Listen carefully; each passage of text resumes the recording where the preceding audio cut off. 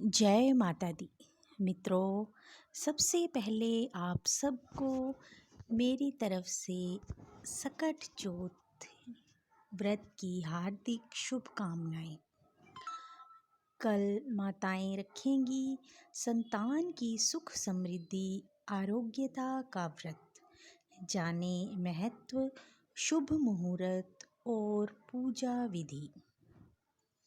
माघ कृष्ण पक्ष की चतुर्थी पर विघ्नेश्वर गणेश की आराधना होगी।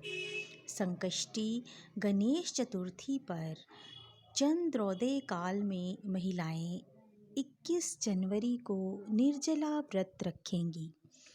शास्त्रीय मान्यताओं के मुताबिक माताएं संतान की दीर्घ आयु, आरोग्यता, सुख समृद्धि की कामना के लिए भगवान गणेश की विशेष रूप से उपासना करती हैं। चंद्रोदय के उपरांत अर्घ्य देकर भगवान गणेश का विधि विधान से पूजन होता है।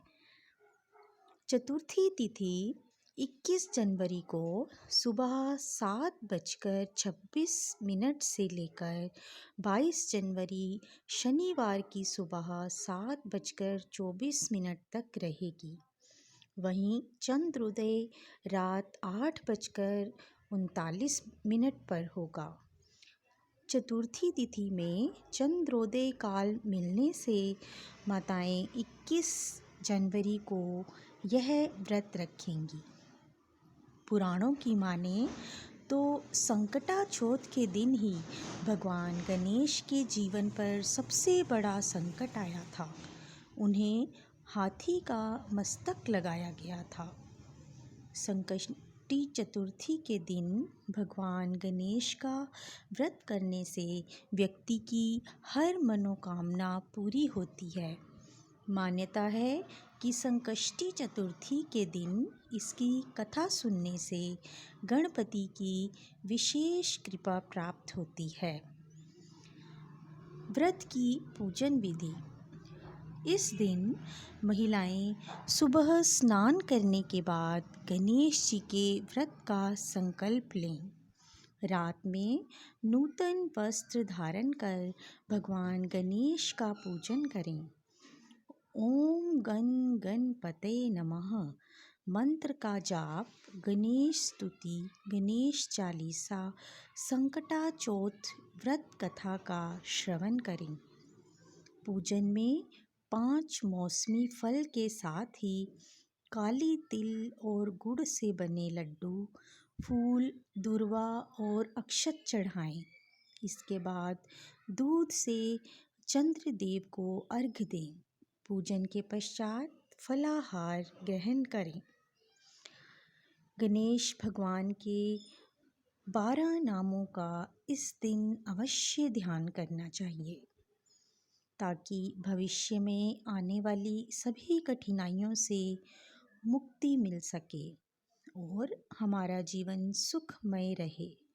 ये 12 नाम इस प्रकार हैं: सुमुख, एकदंत, कपिल, गजकर्णक, लंबोदर, विकट, विघ्न विनाशन, विनायक, धूम्रकेतु, गणाध्यक्ष, भालचंद्र और गजानन।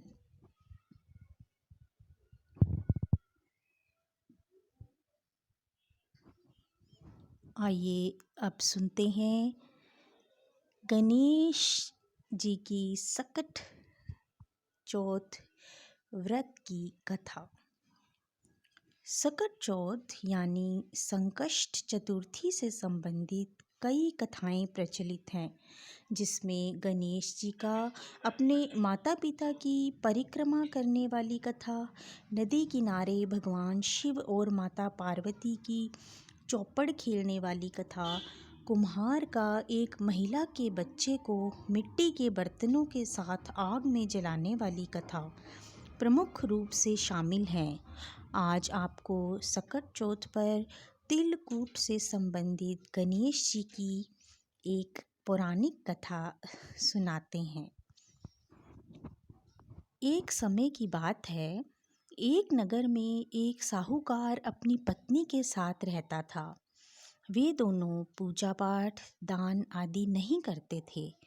एक दिन साहूकारनी अपने पड़ोसन के घर गई। वहाँ वह पूजा कर रही थी। उस दिन सकट चौथ थी। साहूकारनी ने पड़ोसन से सकट चौथ के बारे में पूछा तो उसने बताया कि आज वह सकट चौथ का व्रत है, इस वजह से गणेश जी की पूजा कर रही है। साहूकारनी ने उससे सकट चौथ व्रत के लाभ के बारे में जानना चाहा तो पड़ोसन ने कहा कि गणेश जी की कृपा से व्यक्ति को पुत्र, धन धान्य, सुहाग सब कुछ प्राप्त होता है।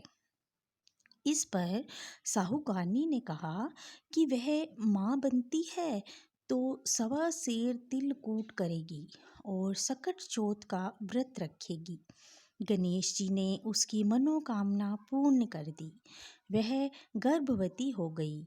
अब साहूकारनी की लालसा बढ़ गई। उसने कहा कि उसे बेटा हुआ तो 2.5 सेर तिलकूट करेगी। गणेश जी की कृपा से उसे पुत्र हुआ।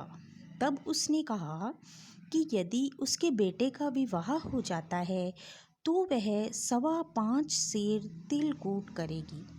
गणेश जी के आशीर्वाद से उसके लड़के का विवाह भी तय हो गया। लेकिन साहूकारनी ने कभी भी न सकट व्रत रखा और न ही तिलकूट किया। साहूकारनी के इस आचरण पर गणेश जी ने उसे सबक सिखाने की सोची। तब उसने उसके लड़के का विवाह हो रहा था, तब गणेश जी ने अपनी माया से उसे पीपल के पेड़ पर बिठा दिया। अब सभी लोग वर को खोजने लगे। वर ना मिलने से विवाह नहीं हुआ।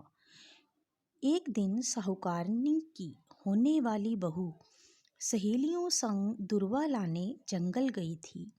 उसी समय पीपल के पेड़ पर बैठे साहूकारनी के बेटे ने आवाज़ लगाई, ओ मेरी अर्धब्याही। यह सुनकर सभी युवतियां डर गई और भागकर घर आ गई। उस युवती ने सारी घटना अपनी माँ को बताई। तब वे सब उसे पेड़ के पास पहुँचे। युवती की माँ ने देखा कि उस पर तो उसका होने वाला दामाद बैठा है। उसने वहाँ बैठने का कारण पूछा तो उसने अपनी माँ की गलती बताई। उसने तिलकूट करने और सकट व्रत रखने का वचन दिया था, लेकिन उसे पूरा नहीं किया। सकट देव नाराज़ हैं। उन्होंने ही इस स्थान पर उसे बैठा दिया है। यह बात सुनकर उस युवती की माँ साहूकारनी के पास गई और उसे सारी बात बताई। तब उसे अपनी गलती का एहसास हुआ। तब उसने कहा कि हे सकट महाराज, उसका बेटा घर आ जाएगा तो 2.5 मन का तिलकूट करेगी। गणेश जी ने उसे फिर एक मौका दिया। लड़का घर आ गया और उसका विवाह पूर्ण हुआ। उसके बाद साहूकारनी ने 2.5 मन का तिलकूट किया और सकट व्रत रखा। उसने कहा कि हे सकट देव, आपकी महिमा मैं समझ गई हूँ। आपकी कृपा से ही उसकी संतान सुरक्षित है। अब मैं सदैव तिलकूट करूँगी और सकट चौथ का व्रत अवश्य रखूँगी। इसके बाद से उस नगर में सकट चौथ का व्रत और तिलकूट धूमधाम से होने लगा। बोलिए श्री गणेश भगवान की जय। इस कथा को सुनने वालों, सुनाने वालों हम सब पर गणेश भगवान की कृपा सदैव बनी रहे। धन्यवाद।